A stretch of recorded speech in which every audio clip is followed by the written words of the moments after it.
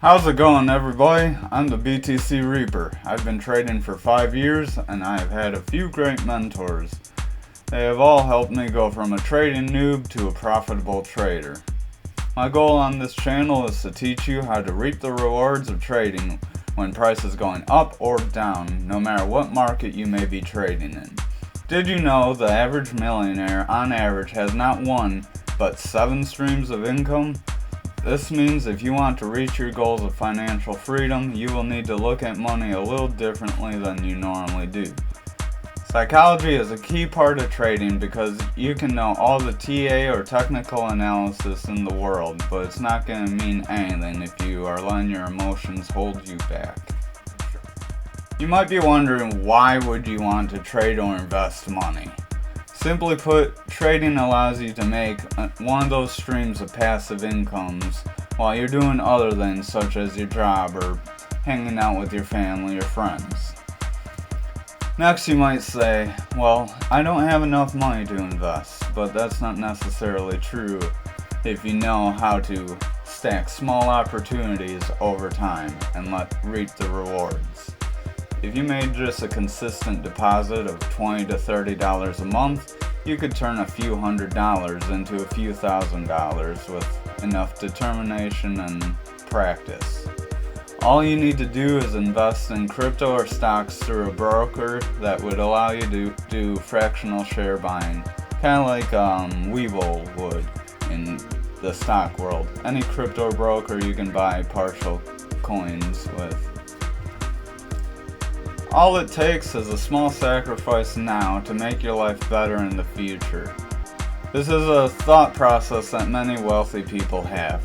They'll put off instant gratification so that they know that they can achieve greater gratification later down the road.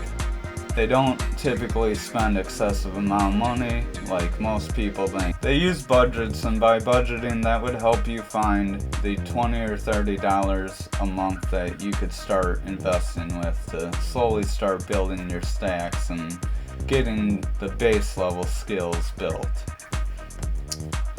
So now, without further ado, we'll get into some charts and explain some basic concepts that you'll need to know if you want to be trading. What you see here is the TradingView program. This can be found off of tradingview.com. You could use another program like Thinkorswim if all you want to do is trade stocks, but this one allows you to add cryptocurrencies to a watch list as well. So that's what we're going to be using throughout all of our technical analysis. So if you scroll, hold control and zoom in or pinch in with your trackpad, you can zoom in a little bit. And the first thing you're going to notice is all these red and green bars all over the chart. These bars are called candles. And candles are made up of 2 different parts, the candle body and the candle wick. The candle body is something like this big rectangle you see in this candle. That's a full candle body. This candle you see next to it, though, you can see this little offshoot, kind of like how this has one here and one here. Those are called candle wicks. The body represents the open, which is the bottom on a green candle, and the close, which is the top on a green candle, or the open, which is the top on a red candle, and the close, which is the red on the bottom of the candle on a red candle. Red candles represent selling pressure, whereas green candles represent buying pressure. So green candles are going to start lower and move higher because as an asset gets bought, the price increases. Whereas red candles are going to start high and go lower typically. Sometimes you get these little doji candles where pressure's a little exhausted. So these wicks represent areas where sellers or buyers tried to push price. So on this red candle, you can see buyers tried to push us up here and sellers tried to push us down here, but we wound up somewhere in the middle. So that's just a little bit of how to read a candle when you first open your chart. So we scroll back out. These numbers on the right hand are all your prices. You can click and drag as well if you want to move around the chart. Click and drag, that'll allow you to go throughout different zones. And we have quite a big drop. You can scroll out, more you see. Alright, so we're going to zoom back in a bit and look at some details over candle. So if you hover over this candle and you look at all this information up top, I don't know why TradingView likes to cut it off once in a while,